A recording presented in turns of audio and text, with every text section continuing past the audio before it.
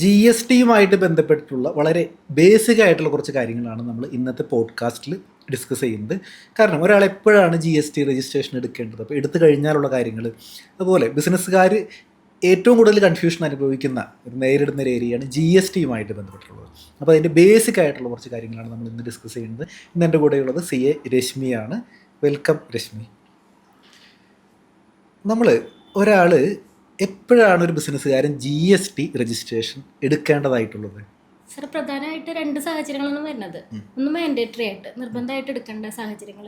ഇപ്പോൾ കേരളത്തിൽ ഒരാൾ ഇപ്പോൾ ജി എസ് ടി രജിസ്ട്രേഷൻ എടുക്കേണ്ടത്, ഇപ്പോൾ ഒരു സാധനങ്ങൾ വിൽക്കുന്ന ആളുകളാണെങ്കിൽ അവരുടെ വാർഷിക വിറ്റുവരവ് 40 ലക്ഷത്തിന് മേലെ പോവുകയാണെങ്കിൽ അവർ ജി എസ് ടി രജിസ്ട്രേഷൻ എടുക്കണം. സേവനങ്ങൾ നടത്തുന്ന ആളുകളാണെങ്കിൽ അവർ 20 ലക്ഷത്തിന് മേലെ ടേൺ ഓവർ പോവുകയാണെങ്കിൽ ജി എസ് ടി രജിസ്ട്രേഷൻ എടുക്കണം. പിന്നെ വരുന്നതാണ് വളണ്ടറി രജിസ്ട്രേഷൻ. അവർക്ക് ഇപ്പോൾ ഈ ടേൺ ഓവർ എത്തിയില്ലെങ്കിലും ജി എസ് ടി രജിസ്ട്രേഷൻ എടുക്കാം. അങ്ങനെയാണെങ്കിൽ അവർക്ക് ഇപ്പോൾ വാങ്ങുമ്പോൾ കിട്ടുന്ന ITC ഒക്കെ നമുക്ക് ക്ലെയിം ചെയ്യാൻ പറ്റും. പിന്നെ ഒരു കാറ്റഗറി കൂടി വരുന്നതാണ് കമ്പൽസറി രജിസ്ട്രേഷൻ ആയിട്ട് എടുക്കേണ്ടി വരും. ഇപ്പോൾ ഇൻ്റർ സ്റ്റേറ്റ് സപ്ലൈ ഓഫ് ഗുഡ്സ് നടത്തുകയാണെങ്കിൽ ജി എസ് ടി രജിസ്ട്രേഷൻ എടുക്കണം. അങ്ങനെ കുറച്ച് കാര്യങ്ങളുകൊണ്ട് കമ്പൽസറി ആയിട്ട് ജി എസ് ടി രജിസ്ട്രേഷൻ എടുക്കണം. സാർ, പലപ്പോഴും ആൾക്കാർ ചോദിക്കുന്നതാണ്, അവർ ഓൾറെഡി ഇൻകം ടാക്സ് റിട്ടേൺ കൊല്ലത്തിൽ ഫയൽ ചെയ്യേണ്ടതാണ്, പിന്നെ ജി എസ് ടി രജിസ്ട്രേഷൻ എടുക്കേണ്ട ആവശ്യമുണ്ടോ എന്ന് ചോദിക്കാറുണ്ട്. ഇതിൽ ഏറ്റവും വലിയ ഒരു തമാശ എന്ന് പറയുന്നത് വെച്ച് കഴിഞ്ഞാൽ ജി എസ് ടി എന്ന് പറയുന്നത് വേറെയാണ്. ജി എസ് ടി എന്ന് പറഞ്ഞു കഴിഞ്ഞാൽ ഇപ്പോൾ ഒരാളൊരു സാധനവും സേവനങ്ങളോ കൊടുക്കുമ്പോൾ കളക്ട് ചെയ്യുന്നൊരു പൈസയാണ് ജി എസ് ടി എന്ന് പറയുന്നത്. അതിൽ അദ്ദേഹത്തിൻ്റെ ലാഭമായിട്ട് പ്രത്യേകിച്ച് ബന്ധമൊന്നുമില്ല. അദ്ദേഹത്തിൻ്റെ ബിസിനസ് പ്രോഫിറ്റ് ആണെങ്കിലും അല്ലെങ്കിലും ഒരാൾ ജി എസ് ടി രജിസ്ട്രേഷൻ എടുത്തു കഴിഞ്ഞാൽ ആ സാധനങ്ങൾക്കോ സേവനങ്ങൾക്കോ എന്ത് ചെയ്യണം, കസ്റ്റമറുടെ കയ്യിൽ നിന്ന് കളക്ട് ചെയ്യുന്ന പൈസയാണ് ജി എസ് ടി എന്ന് പറയുന്നത്. ഇൻകം ടാക്സ് എന്ന് പറഞ്ഞു കഴിഞ്ഞാൽ വേറൊരു ആംഗിളാണ്. ഇൻകം ടാക്സ് എന്ന് പറഞ്ഞു കഴിഞ്ഞാൽ ഒരാൾ ബിസിനസ്സൊക്കെ ചെയ്തു, ഇനിയിപ്പോൾ ലാഭം കിട്ടിയെന്ന് വിചാരിക്കും.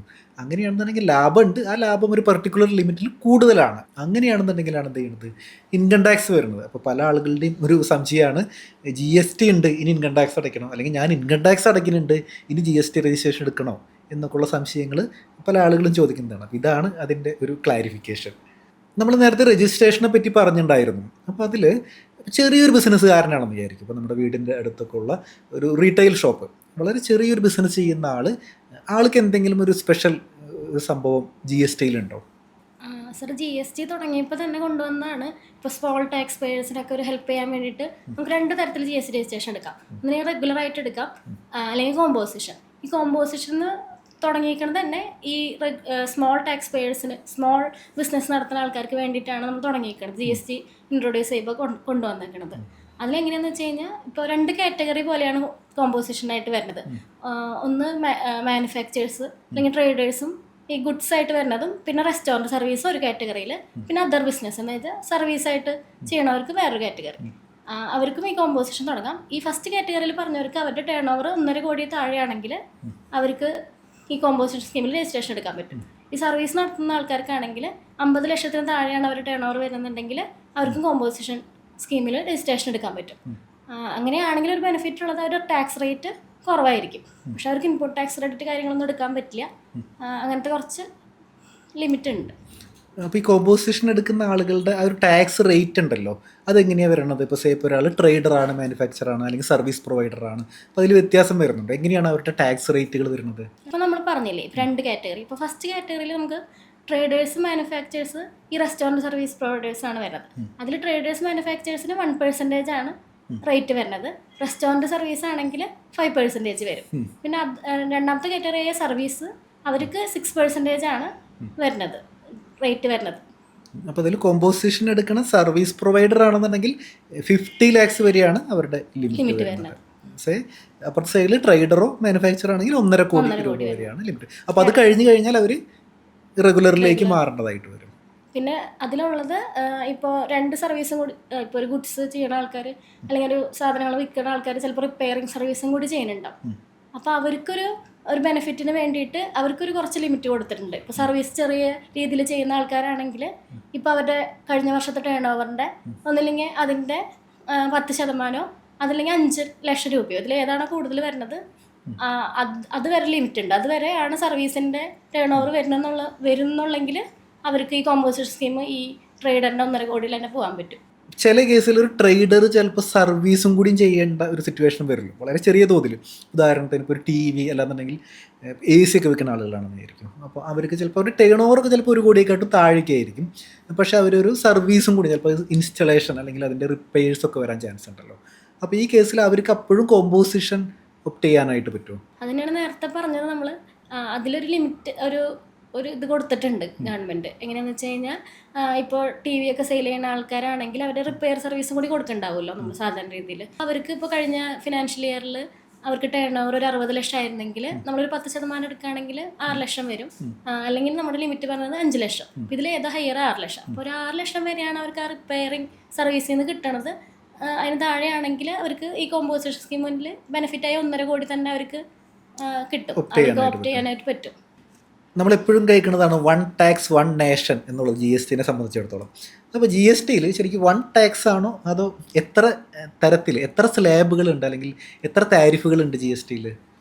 സാർ ഇപ്പോൾ പ്രധാനമായിട്ടും നമുക്ക് വരുന്നത് 5% വരുന്നുണ്ട്, 18% വരുന്നുണ്ട്, പിന്നെ 40%. പിന്നെ ഒരു കാറ്റഗറി ഉള്ളത് നിൽ റേറ്റഡ്, നമുക്ക് 0% ടാക്സ് വരുന്നാത്തൊരു കാറ്റഗറിയിൽ വരുന്നുണ്ട്. ഇപ്പോൾ 5%ലാണെങ്കിൽ നമുക്ക് സാധാരണ നമ്മൾ ഉപയോഗിക്കുന്ന സാധനങ്ങളാണ് മെഡിസിൻസ്, അങ്ങനത്തെ കാര്യങ്ങളൊക്കെ 5%ൽ വരും. 18%ൽ സിമെൻറ്റ്, അങ്ങനെ പിന്നെ സാധാരണ ഗുഡ്സ് കാര്യങ്ങളൊക്കെ TV അങ്ങനത്തെ കാര്യങ്ങൾ ഒക്കെ 18%ൽ വരാം. 40%ൽ ഇത്തിരി കൂടി ലക്ഷറി ഐറ്റംസ്, ഇപ്പോൾ കാറ്, ലക്ഷറി കാറ്, പിന്നെ ബൈക്കായാലും പ്രീമിയം ബൈക്സ്, അങ്ങനത്തെ ഒക്കെയാണ് നമ്മൾ ഈ 40%ൽ വരുന്നത്. ഇവിടെ എനിക്ക് തോന്നുന്നു സിൻ ഗുഡ്സുകളൊക്കെ ചിലത് 40%ലാണ് വരണമെന്ന് തോന്നണം. അപ്പോൾ പക്ഷെ എനിക്ക് തോന്നുന്നു ഗോൾഡിൻ്റെ കേസിൽ വീണ്ടും വ്യത്യാസം ഉണ്ടെന്ന് തോന്നുന്നു അല്ലേ? ഗോൾഡ് എങ്ങനെയാണ് വരുന്നത്? ഗോൾഡിൻ്റെ റേറ്റ് 3% ആണ് വരുന്നത്. അപ്പോൾ ഗോൾഡിൻ്റെ കേസിൽ വേറൊരു വ്യത്യാസമുള്ളതെന്ന് പറയുന്നത്, ഇപ്പോൾ ഒരു ആൾ നമ്മളിപ്പോൾ ഒരു ജ്വല്ലറി പോയിട്ട് ഗോൾഡ് വാങ്ങിക്കുകയാണെന്നുണ്ടെങ്കിൽ അവിടെ മേക്കിംഗ് ചാർജും കൂടി വരാൻ സാധ്യതയില്ല. അപ്പോൾ മേക്കിംഗ് ചാർജിനും 3% തന്നെയാണ്. നമുക്കതൊരു GSTയിലൊരു കൺസെപ്റ്റ് ഉണ്ട്, കോമ്പോസിറ്റ് സപ്ലൈ എന്നുള്ളത്. നമ്മൾ ആ ഒരു ഗോൾഡാണ് മെയിൻ സപ്ലൈ ആയിട്ട് വന്നിട്ട് രണ്ടും കൂടി 3% റേറ്റിലാണ് വരുന്നത്. ഇനിയിപ്പോൾ ചില സ്ഥലങ്ങളിൽ പണിത് മാത്രം കൊടുക്കണവർക്കാണ് ഈ മേക്കിംഗ് ചാർജിന് മാത്രമായിട്ട് വരുമ്പോൾ 5% റേറ്റ് എന്നുള്ള രീതിയിൽ വരും. നമ്മൾ നേരത്തെ നിൽ റേറ്റ് എടുത്ത് പറഞ്ഞു, അതായത് ടാക്സ് ഇല്ലാത്തൊരു റേറ്റ് പറഞ്ഞു. ഇതിലൊരു സീറോ റേറ്റഡ് എന്ന് പറയുന്നത് ആക്ച്വലി എന്താണ്? GSTയിലെ സീറോ റേറ്റഡ് സപ്ലൈ എന്ന് പറയുന്നത് എന്താണ്? സീറോ റേറ്റഡ് വരുന്നത് നമുക്ക് എക്സ്പോർട്ട് ചെയ്യുമല്ലോ, ഇന്ത്യക്ക് പുറത്ത് ചെയ്യുമ്പോൾ അവർക്ക് വേണമെങ്കിൽ സീറോ റേറ്റഡിൽ ചെയ്യാം. അണ്ടർ LUTയിലൊക്കെ സെയിൽ ചെയ്യുകയാണെങ്കിൽ നമുക്ക് സീറോ റേറ്റഡിൽ. അപ്പോൾ ഒരു എക്സാമ്പിൾ പറയുകയാണെന്നുണ്ടെങ്കിൽ ഇപ്പോൾ നമ്മൾ 18% ഉള്ള ഒരു ഐറ്റമാണ് നമ്മൾ എക്സ്പോർട്ട് ചെയ്യണത്, പക്ഷേ നമ്മൾ ടാക്സ് ഒന്നും അടയ്ക്കണം. നമ്മൾ കുറച്ച് കണ്ടീഷൻ സാറ്റിസ്ഫൈ ചെയ്യുകയാണെന്നുണ്ടെങ്കിൽ നമ്മളിപ്പോൾ LUT കൊടുത്തിട്ടുണ്ട്, അതല്ലാന്നുണ്ടെങ്കിൽ നമ്മൾ ഇൻഡിപെൻഡൻ്റ് ആയിട്ടുള്ള ബയ്യർ സെല്ലറാണ്, അങ്ങനെയൊക്കെ ആണെന്നുണ്ടെങ്കിൽ നമുക്ക് വേണമെന്നുണ്ടെങ്കിൽ സീറോ റേറ്റിൽ വേണമെന്നുണ്ടെങ്കിൽ ചെയ്യാനായിട്ട് പറ്റും എന്നർത്ഥം. GST രജിസ്ട്രേഷൻ എടുത്തിട്ടുള്ള ഒരാളുണ്ടല്ലോ, ആള് എത്ര റിട്ടേൺ ഒരു മാസം ഫയൽ ചെയ്യണം, അല്ലെങ്കിൽ എന്തൊക്കെ റിട്ടേണുകളാണ് ആള് സബ്മിറ്റ് ചെയ്യേണ്ടതായിട്ടുള്ളത്? സാധാരണ രീതിയിൽ ഇപ്പോൾ നമ്മൾ 2 സ്കീം എടുക്കാമെന്ന് പറഞ്ഞല്ലോ, റെഗുലർ സ്കീം എടുക്കാം, കോമ്പോസിഷൻ സ്കീം എടുക്കാം. ഇതിൽ റെഗുലർ സ്കീം എടുത്തവർക്ക് നമുക്ക് മന്ത്ലി റിട്ടേൺ ഫയൽ ചെയ്യേണ്ടത് ഒരു GSTR1 എന്ന് പറഞ്ഞിട്ട് ഫോമും ഫയൽ ചെയ്യണം, GSTR3Bയും ഫയൽ ചെയ്യണം. അത് നമുക്ക് ഒരു ഓപ്ഷൻ തന്നിട്ടുള്ളത് ഒരു 5 കോടി താഴെ ടേൺ ഓവറുള്ള ആളുകൾക്ക് നമുക്ക് ഒരു QRMP സ്കീം എന്ന് പറഞ്ഞിട്ടൊരു സ്കീം ഓപ്റ്റ് ചെയ്യാൻ പറ്റും. അവർക്കാണെങ്കിൽ ക്വാർട്ടർലി റിട്ടേൺ, മന്ത്ലി പേയ്മെൻറ്റ്, അങ്ങനെ ഒരു സ്കീം ഓപ്റ്റ് ചെയ്ത് കഴിഞ്ഞാൽ ക്വാർട്ടർലി ആയിട്ട് അവർക്ക് റിട്ടേൺ ഫയൽ ചെയ്താൽ മതി. പക്ഷെ പേയ്മെൻറ്റ് മന്ത്ലി നടത്തണം. ഇപ്പോൾ QRMP ഓപ്റ്റ് ചെയ്തവർക്ക് അവർക്കൊരു ബുദ്ധിമുട്ടുണ്ടാവും. ഫസ്റ്റ് 2 മാസം ഇപ്പോൾ അവർ റിട്ടേൺ ഫയൽ ചെയ്യണില്ലല്ലോ, അപ്പോൾ അവരുടെ B2B അവർക്ക് നമുക്ക് ക്രെഡിറ്റ് പാസ് ഓൺ ചെയ്യാൻ പറ്റില്ലല്ലോ. അപ്പോൾ അതിന് വേണ്ടിയിട്ടാണ് ഒരു ഓപ്ഷൻ കൊണ്ടുവന്നിട്ടുള്ളത്, IFF എന്ന് പറഞ്ഞിട്ടൊരു ഫെസിലിറ്റി കൊണ്ടുവന്നിട്ടുള്ളത്. അത് നമുക്ക് ഇൻവോയ്സ് B2B ഇൻവോയ്സ് ഉണ്ടെങ്കിൽ ഫസ്റ്റ് മന്ത്ലി കൊടുക്കാൻ പറ്റും, അപ്പോൾ അവർക്ക് ക്രെഡിറ്റ് കിട്ടും. പിന്നെ മന്ത്ലി പേയ്മെൻറ്റ് നമ്മൾ ഒരു മാസം 25-ാം തീയതിക്കുള്ളിൽ പേയ്മെൻറ്റ് അടയ്ക്കണം. ക്വാർട്ടർലി ആണ് ചെയ്തു വരുന്ന ആൾക്കാരാണെങ്കിൽ കഴിഞ്ഞ ക്വാർട്ടറിൽ അടച്ച 35% ഫസ്റ്റ് മന്ത് തന്നെ അടയ്ക്കണം, പിന്നെ അങ്ങനെ രണ്ടാമത്തെ മാസം അടയ്ക്കണം. അതല്ല മന്ത്ലി ചെയ്ത് വന്നിരുന്ന ഒരാൾ ക്വാർട്ടറിലേക്ക് മാറിയതാണെങ്കിൽ കഴിഞ്ഞ ലാസ്റ്റ് മന്ത് എത്രയാണോ അടച്ചത് അത് 100% ഈ മാസം അടയ്ക്കാം. അല്ലെങ്കിൽ പിന്നെ വേറൊരു ഓപ്ഷൻ ഉള്ളത് ഒരു സെൽഫായിട്ട് അസസ് ചെയ്യുക കറക്റ്റായിട്ട്, എന്നിട്ട് ആ ടാക്സ് മന്ത്ലി അടച്ചു കൊടുക്കണം. പക്ഷെ റിട്ടേൺ മാത്രം ക്വാർട്ടർലി ഫയൽ ചെയ്താൽ മതി. ഓക്കെ, ഇതാണ് മന്ത്ലി, അതായത് നമ്മൾ റെഗുലർ എടുത്ത ആൾക്കാരുടെ റിട്ടേൺ ഫയലിംഗ് എങ്ങനെയാണ്. അപ്പോൾ ഇനിയിപ്പോൾ ക്വാർട്ടർലി, അതായത് നമ്മുടെ കോമ്പോസിഷൻ എടുത്ത ആൾക്കാരുടെ റിട്ടേൺ ഫയലിംഗ് എങ്ങനെയായിരിക്കും വരുന്നത്? കോമ്പോസിഷൻ ആൾക്കാർക്ക് റിട്ടേൺ എന്ന് പറയുന്നത് കൊല്ലത്തിലൊരിക്കലാണ് ഫയൽ ചെയ്യേണ്ടതുള്ളൂ. പക്ഷെ ടാക്സ് പേയ്മെന്റ് ഒരു ഫോം, ഒരു സ്റ്റേറ്റ്മെന്റ് വഴി CMP 008 എന്ന് പറഞ്ഞ ഫോം വഴി സ്റ്റേറ്റ്മെന്റിൽ ടാക്സ് അടയ്ക്കണം. റിട്ടേൺ ഒരു ആനുവലിയാണ് റിട്ടേൺ ഫയൽ ചെയ്യേണ്ടത്. ആനുവൽ റിട്ടേൺ എപ്പോഴാണ് ഫയൽ ചെയ്യേണ്ടത് ശരിക്കും? നമുക്കൊരു വർഷം കഴിഞ്ഞിട്ട് ഇപ്പോൾ June 30 നമ്മൾ ആനുവൽ റിട്ടേൺ ഫയൽ ചെയ്തിട്ടുണ്ടാവണം. പിന്നെ ശ്രദ്ധിക്കാനുള്ളത്, ഇപ്പോൾ സെയിലൊന്നും നടത്തുന്നില്ലെങ്കിൽ പോലും നമ്മൾ ഈ നിൽ റിട്ടേൺ ആയാലും ഫയൽ ചെയ്തിട്ടുണ്ടാവണം.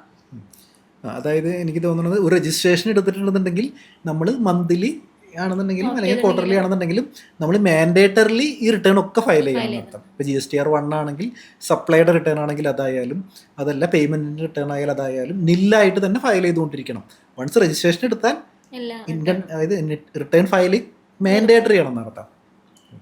നമ്മൾ GSTയിൽ പലപ്പോഴും കേൾക്കുന്ന ഒരു വാക്കാണ് ഇ-വേ ബില്ല് എന്ന് പറയുന്നത്. ആക്ച്വലി എന്താണ് ഇ-വേ ബില്ല് എന്ന് പറയുന്നത്? നമ്മളൊരു ഗുഡ്സിൻ്റെ, നമ്മുടെ GSTയിൽ നമ്മൾ ഗുഡ്സ് എവിടെയെങ്കിലും മൂവ്മെൻറ്റ് വരികയാണെങ്കിൽ നമ്മൾ GSTയിൽ ഇ-വേ ബില്ല് എന്നുള്ള പോർട്ടലിൽ ഇ-വേ ബില്ല് എടുത്തിട്ടുണ്ടാവണം. എന്നാൽ മാത്രം ട്രാൻസ്പോർട്ടറുടെ കയ്യിൽ ഉണ്ടായിരിക്കണം ഇ-വേ ബില്ലും. ഇൻവോയ്സ് ആണെങ്കിൽ ഇൻവോയ്സ്, ഇൻവോയ്സ് അപ്ലിക്കബിൾ ആണെങ്കിൽ ഇൻവോയ്സും ട്രാൻസ്പോർട്ട് ചെയ്യുന്ന സമയത്ത് കയ്യിൽ വെച്ചിട്ടുണ്ടാവണം. അതിപ്പോൾ എപ്പോഴും നിർബന്ധമായിട്ട് വരുന്നത് വെച്ച് കഴിഞ്ഞാൽ നമ്മുടെ മൂവ് ചെയ്യുന്ന ഗുഡ്സിൻ്റെ വാല്യൂ 50,000 മേലെയാണ് വരുന്നതെന്നുണ്ടെങ്കിൽ നിർബന്ധമായിട്ട് ഇ-വേ ബില്ല് എടുത്തിട്ടുണ്ടാവണം. അതുപോലെ തന്നെ വളരെ പോപ്പുലർ ആയിട്ടുള്ള വേറൊരു വാക്കാണ് ഇൻവോയ്സിംഗ് എന്ന് പറയുന്നത് GSTയിൽ. എന്താണ് ഈ ഇൻവോയ്സിംഗ് എന്ന് പറയുന്നത്? നമുക്കിപ്പോൾ ഒരു ബിസിനസ് നടത്തുന്ന ആൾക്കാർ അവരുടെ പ്രീവിയസ് ഇയറിൽ 5 കോടി മേലെയാണ് അവരുടെ ടേൺ ഓവർ വരുന്നുണ്ടെങ്കിൽ ഈ ഇൻവോയ്സ് എടുത്തിട്ടുണ്ടാവണം. ഈ ഇൻവോയ്സ് നമ്മൾ എടുക്കേണ്ടത് ഒരു B2B സെയിൽ നടത്തുമ്പോഴോ അതോ എക്സ്പോർട്ട് നടത്തുമ്പോഴോ ഈ ഇൻവോയ്സ് എടുക്കണം. അതായത് ഒരു B2B ആണെന്നുണ്ടെങ്കിലാണ് ഇൻവോയ്സിംഗ് നിർബന്ധം വരുന്നുള്ളത്, അല്ലെങ്കിൽ പിന്നെ അത് എക്സ്പോർട്ട് ആയിരിക്കണം. അങ്ങനെയാണെന്നുണ്ടെങ്കിൽ നമ്മൾ ഓൺലൈനായിട്ട് ഇൻവോയ്സിങ് മാൻഡേറ്ററി ആണ് എന്നർത്ഥം. നമ്മൾ മന്ത്ലി റിട്ടേണിനൊക്കെ പറ്റിയിട്ട് പറഞ്ഞിട്ടുണ്ടായിരുന്നു. ഇനി GSTയിൽ ഒരു ആനുവൽ റിട്ടേൺസ് എന്ന് പറഞ്ഞിട്ടൊരു കൺസെപ്റ്റ് ഉണ്ടല്ലോ. എന്താണ് ഈ ആനുവൽ റിട്ടേൺ? ആർക്കൊക്കെയാണ് ഇത് അപ്ലിക്കബിൾ ആവുന്നത്? ആനുവൽ റിട്ടേൺ വരുന്നത് GSTR 9 എന്ന് പറഞ്ഞിട്ട് ഫോം ഫയൽ ചെയ്യാനുണ്ട്, 9Cയും ഫയൽ ചെയ്യാനുണ്ട്. GSTR 9 എല്ലാവർക്കും ഫയൽ ചെയ്യണമെന്നാണ് പറയണത്. പക്ഷേ അതിലിപ്പോൾ നമുക്കിപ്പോൾ ഓപ്ഷനിൽ വെച്ചേക്കാണ്. 2 കോടി താഴെയുള്ളവർക്ക് ഓപ്ഷണലായിട്ട് ഫയൽ ചെയ്താൽ മതി. 2 കോടി മേലെ വരുന്നവർ നിർബന്ധമായിട്ട് ഫയൽ ചെയ്യണം. 9C വരുന്നത് ഈ ബിസിനസ്സുകാരുടെ ടേൺ ഓവർ 5 കോടി മേലെ വരുമ്പോൾ 9C ഫയൽ ചെയ്തിട്ടുണ്ടാവണം. ഒരു റീകൺസിലേഷനാണ്. നമ്മുടെ അക്കൗണ്ട്സ് ബുക്കായിട്ടും നമ്മുടെ GSTയുടെ ഫയലിങ്സ് ആയിട്ടുള്ള റീകൺസിലേഷനാണ് GSTR 9Cയിൽ വരുന്നത്. അതായത് ആനുവൽ റിട്ടേണിൻ്റെ വേറൊരു മാറ്റർ എന്ന് പറയുന്നത് എനിക്ക് തോന്നുന്നു നമുക്ക് എന്തെങ്കിലും ഈ ഡ്യൂറിങ് ദ ഇയറിൽ, ഫിനാൻഷ്യൽ ഇയറിൽ എന്തെങ്കിലും മിസ്റ്റേക്കൊക്കെ പറ്റിയിട്ടുണ്ടെന്നുണ്ടെങ്കിൽ മേ ബി നമുക്ക് ആനുവൽ റിട്ടേൺ വഴി നമുക്കത് കറക്റ്റ് ചെയ്തിട്ട് ഇനിയിപ്പോൾ ടാക്സ് അടയ്ക്കാനുണ്ടെങ്കിൽ ടാക്സ് അടയ്ക്കാം, അങ്ങനെ ചെയ്യാം. അതല്ല എന്നുണ്ടെങ്കിൽ ഇവൻ ഇനിയിപ്പോൾ വലിയ ടേൺ ഓവറുള്ള ആൾക്കാരാണെന്നുണ്ടെങ്കിൽ ഇവൻ 9C കൂടിയും വേണമെന്നുണ്ടെങ്കിൽ നമുക്ക് വേണമെങ്കിൽ ഒരു റിക്കൺസിലിയേഷൻ ചെയ്തിട്ട് ടാക്സ് അടയ്ക്കാനൊക്കെ ബാലൻസ് ഉണ്ടെങ്കിൽ ടാക്സ് അടച്ചിടാനായിട്ട്. നമ്മളിപ്പോൾ GST രജിസ്ട്രേഷനൊക്കെ എടുത്തു, പക്ഷേ ബിസിനസ് നമ്മളിങ്ങനെ വിചാരിച്ച പോലെ അത്ര സ്മൂത്തായിട്ടൊന്നും പോയൊന്നുമില്ല. അപ്പോൾ നമുക്കിനി ഇത് അവസാനിപ്പിക്കണം, ക്യാൻസൽ ചെയ്യണം GST രജിസ്ട്രേഷൻ. അപ്പോൾ എന്തൊക്കെയാണ് അതിൻ്റെ പ്രൊസീജിയേഴ്സ് വരുന്നത്? ഇപ്പോൾ ഒരാൾ ബിസിനസ് നിർത്തി, അല്ലെങ്കിൽ അവരുടെ ടേൺ ഓവർ ഇപ്പോൾ നമ്മൾ നേരത്തെ ലിമിറ്റ് പറഞ്ഞല്ലോ, 40 ലക്ഷം 20 ലക്ഷം എന്നൊക്കെ പറഞ്ഞല്ലോ, അതിനേക്കാളും താഴെയായി ഇവർക്ക് GST രജിസ്ട്രേഷൻ വേണ്ടെന്നുണ്ടെങ്കിൽ നമുക്ക് ക്യാൻസലേഷൻ ആപ്ലിക്കേഷൻ കൊടുക്കാം. ഇപ്പോൾ ആപ്ലിക്കേഷൻ കൊടുക്കുമ്പോൾ നമുക്ക് വേണ്ടത്, ഇപ്പോൾ നമ്മുടെ കയ്യിലൊരു സ്റ്റോക്ക് ഉണ്ടാവുമല്ലോ, ഇപ്പോൾ രജിസ്ട്രേഷൻ കൊടുക്കണമെന്ന് നമുക്ക് ഈ സ്റ്റോക്ക് ഉണ്ടെങ്കിൽ ആ സ്റ്റോക്കിൻ്റെ ഡീറ്റെയിൽസ് കൊടുക്കണം. ഇപ്പോൾ നമ്മൾ ഈ സ്റ്റോക്കിന് വേണ്ടി നമ്മുടെ ഇൻവോയ്സ് ഉണ്ടെങ്കിൽ നമുക്കറിയാമല്ലോ അതിന് എത്രത്തോളം ക്രെഡിറ്റ് നമ്മൾ എടുത്തിട്ടുണ്ടാവുമെന്ന്. അത് നമ്മൾ തിരിച്ച് റിവേഴ്സ് ചെയ്യോ അല്ലെങ്കിൽ തിരിച്ചടയ്ക്കുകയോ ചെയ്യണം. എന്നിട്ട് നമുക്ക് ക്യാൻസലേഷന് അപ്ലിക്കേഷൻ കൊടുക്കാം. ഇത് നമ്മളായിട്ട് ക്യാൻസൽ ചെയ്യണത് അതല്ല, ഇനിയിപ്പോൾ GST ഡിപ്പാർട്ട്മെൻറ്റിന് നമ്മുടെ രജിസ്ട്രേഷൻ ക്യാൻസൽ ചെയ്യാനായിട്ട് പറ്റുമോ? നമുക്ക് നമ്മുടെ പ്രോപ്പർ ഓഫീസർക്ക് നമ്മുടെ പല സിറ്റുവേഷനിലും നമുക്ക് ഈ സുവമോട്ടായിട്ട് ക്യാൻസൽ ചെയ്യാം ഓഫീസർക്ക്. അതെങ്ങനെ വരുന്നത് വെച്ചാൽ ഇപ്പോൾ പ്രധാനമായിട്ട് വരുന്നത് നമ്മൾ ഈ റിട്ടേൺ ഫയൽ ചെയ്യാണ്ടിരിക്കുമ്പോഴാണ് കൂടുതലായിട്ട് വരുന്നത്. ഇപ്പോൾ ഒരു റെഗുലർ സ്കീമിൽ ഓപ്റ്റ് ചെയ്ത ആളുകളാണെങ്കിൽ ഒരു 6 മാസത്തിൽ റിട്ടേൺ ഫയൽ ചെയ്തിട്ടില്ലെങ്കിൽ, അല്ലെങ്കിൽ ഇപ്പോൾ ക്വാർട്ടർലി ഓപ്റ്റ് ചെയ്തത് 2 ക്വാർട്ടറായിട്ട് റിട്ടേൺ ഫയൽ ചെയ്തിട്ടില്ല, കോമ്പോസിഷൻ ടാക്സബിൾ പേഴ്സൺ ആണെങ്കിൽ അവരുടെ റിട്ടേണിൻ്റെ ഡ്യൂ ഡേറ്റ് കഴിഞ്ഞൊരു 3 മാസം കഴിഞ്ഞിട്ടുണ്ടെങ്കിൽ ഈ പ്രോപ്പർ ഓഫീസർക്ക് വേണമെങ്കിൽ സുവമോട്ടോ ക്യാൻസൽ ചെയ്യാം. അപ്പോൾ ആണെങ്കിൽ GST ഓഫീസർക്ക് വേണമെന്നുണ്ടെങ്കിൽ ക്യാൻസൽ ചെയ്യാൻ തോന്നുന്നു. ഇനിയിപ്പോൾ ക്യാൻസൽ ചെയ്യുകയാണെന്നുണ്ടെങ്കിൽ നമുക്ക് വേണമെന്നുണ്ടെങ്കിൽ റിവോക്കേഷൻ ഓഫ് ക്യാൻസലേഷനും കൊടുക്കാനായിട്ട് 90 ഡേയ്സിനുള്ളിൽ നമുക്കത് കൊടുക്കാൻ പറ്റും. ഈ റിട്ടേൺസ് കംപ്ലീറ്റ് ആയിട്ട് ഫയൽ ചെയ്ത് നമുക്ക് പെൻഡിങ് ഡ്യൂസ് എല്ലാം തീർത്ത് കഴിഞ്ഞിട്ട് നമുക്കിതിന് റിവോക്കേഷന് കൊടുക്കാം. 90 ഡേയ്സ് കൊടുക്കേണ്ട ഒരു എക്സ്റ്റൻഷൻ ചിലപ്പോൾ ഒരു 180 ഡേയ്സ് കിട്ടാൻ ചാൻസ് ഉണ്ട്, പക്ഷേ 90 ഡേയ്സ് ഉണ്ട്. അതായത് ഇപ്പോൾ നമ്മളിപ്പോൾ ഒരു ഓഫീസർ GST ഓഫീസർ നമ്മൾ റിട്ടേൺ ഫയൽ ചെയ്യാതെ ക്യാൻസൽ ചെയ്താൽ പോലും നമുക്ക് ആ ക്യാൻസലേഷൻ റിവോക്ക് ചെയ്യാനായിട്ട് ഒരു റിക്വസ്റ്റ് കൊടുക്കാം. എന്നിട്ട് നമ്മൾ ബാക്കി എല്ലാ ഫയലിങ്ങുകളും കംപ്ലീറ്റും ചെയ്ത് കഴിഞ്ഞിട്ട് നമ്മുടെ ചെയ്ത് കഴിഞ്ഞിട്ട് വേണം നമ്മുടെ ടാക്സ് ഒക്കെ അടച്ച് കഴിഞ്ഞിട്ട് വേണമെന്നുണ്ടെങ്കിൽ നമുക്ക് റിവോക്കേഷന് കൊടുക്കാം നിർത്താം. എന്നിട്ട് വേണമെങ്കിൽ അവർ ഓക്കെ ആണെന്നുണ്ടെങ്കിൽ നമ്മുടെ ക്യാൻസലേഷൻ റിവോക്ക് ചെയ്ത് തരും. അതായത് നമ്മുടെ GST രജിസ്ട്രേഷൻ റീഇൻസ്റ്റേറ്റ് ചെയ്ത് തരും എന്നർത്ഥം. നമ്മളിപ്പോൾ ക്യാൻസൽ ചെയ്തു എന്ന് വിചാരിക്കും, നമ്മളായിട്ട് ക്യാൻസൽ ചെയ്തു. അങ്ങനെയാണെന്നുണ്ടെങ്കിൽ ആ ക്യാൻസലേഷൻ അപ്ലിക്കേഷനോട് കൂടിയിട്ട് ആ പ്രൊസീജിയർ കഴിഞ്ഞോ അതോ വേറെ എന്തെങ്കിലും ഇനി ചെയ്യാനായിട്ടുണ്ടോ? നമുക്ക് ഈ ക്യാൻസലേഷൻ്റെ ഓർഡർ വരുമല്ലോ, ഓർഡർ വന്ന 3 മാസത്തിനുള്ളിൽ നമ്മളൊരു ഫൈനൽ റിട്ടേൺ എന്ന് പറഞ്ഞിട്ട് റിട്ടേൺ ഫയൽ ചെയ്യണം. അതായത് നമ്മൾ ക്യാൻസലേഷൻ കൊടുത്ത് അപ്ലിക്കേഷൻ കൊടുത്തു, അത് അപ്രൂവലൊക്കെ ആയി, പക്ഷേ നമ്മൾ ഓർഡർ വന്നതിന് ശേഷം 3 മന്ത്സിനുള്ളിൽ നമ്മൾ വീണ്ടും ഒരു ഫൈനൽ റിട്ടേൺ കൂടി സബ്മിറ്റ് ചെയ്യേണ്ടതായിട്ടുണ്ട്. അല്ലെങ്കിൽ അതിന് വേറെ ഫൈൻ വരാനായിട്ടും സാധ്യതയുണ്ട്. അപ്പോൾ GST യുമായിട്ട് ബന്ധപ്പെട്ടിട്ട് വളരെ ബേസിക് ആയിട്ടുള്ളൊരു കാര്യങ്ങൾ, ഒരാൾ എപ്പോഴാണ് GST രജിസ്ട്രേഷൻ എടുക്കേണ്ടതായിട്ടുള്ളത്, നമുക്ക് എത്ര റേറ്റിലൊക്കെ GST വരാനായിട്ട് സാധ്യതയുണ്ട്, ഇനി എപ്പോഴൊക്കെയാണ് റിട്ടേൺ ഫയൽ ചെയ്യേണ്ടത്, ഏത് തരം റിട്ടേണുകളൊക്കെയാണ് ഫയൽ ചെയ്യേണ്ടത്, ഇനി അതെല്ലാം കഴിഞ്ഞിട്ട് എങ്ങനെയാണ് ഒരാൾ ബിസിനസ്സൊക്കെ അവസാനിപ്പിക്കുകയാണെന്നുണ്ടെങ്കിൽ എങ്ങനെയാണ് ഒരു ക്യാൻസലേഷന് റിക്വസ്റ്റ് കൊടുക്കേണ്ടത്, എങ്ങനെയാണ് GST രജിസ്ട്രേഷൻ ക്യാൻസൽ ചെയ്യുക, അപ്പോൾ അതിന് ശേഷം നമ്മൾ എന്തൊക്കെയാണ് ചെയ്യേണ്ടത്, ഇങ്ങനെ വളരെ ഡീറ്റെയിൽ ആയിട്ടുള്ളൊരു ഡിസ്കഷനായിരുന്നു നമ്മൾ ഇന്നത്തെ GST പോഡ്കാസ്റ്റ് നമ്മൾ ചെയ്തിട്ടുണ്ടായിരുന്നത്. ഇതിന് ശേഷം നമ്മൾ ഇനി വരുന്ന പോഡ്കാസ്റ്റുകളിൽ വളരെ ഡീറ്റെയിൽ ആയിട്ട് ഓരോരോ സ്പെഷ്യൽ സെഗ്മെൻറ്റ് വൈസ് ആയിട്ട് നമ്മൾ പോഡ്കാസ്റ്റുകൾ ഉദ്ദേശിക്കുന്നുണ്ട്. അപ്പോൾ ഇതുമായിട്ട് ബന്ധപ്പെട്ടിട്ട് നിങ്ങൾക്ക് എന്തെങ്കിലും സംശയങ്ങളോ അഭിപ്രായങ്ങളോ ഒക്കെ ഉണ്ടെന്നുണ്ടെങ്കിൽ തീർച്ചയായിട്ടും കമൻറ്റ് ബോക്സിൽ രേഖപ്പെടുത്തുക. ചാനലിൻ്റെ വാട്സപ്പ് നമ്പർ ഡിസ്ക്രിപ്ഷനിൽ കൊടുത്തിട്ടുണ്ട്. അപ്പോൾ നിങ്ങൾക്ക് അതിലേക്ക് എന്തെങ്കിലും സംശയങ്ങളുണ്ടെങ്കിൽ ഇതുപോലെ മെസ്സേജ് അയക്കാം. ഇതുപോലെ മറ്റൊരു പോഡ്കാസ്റ്റുമായിട്ട് വീണ്ടും കാണാം. Thanks for watching.